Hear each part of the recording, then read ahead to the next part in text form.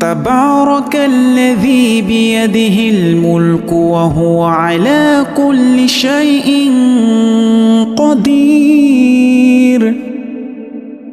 الذي خلق الموت والحياة ليبلوكم أيكم أحسن عملا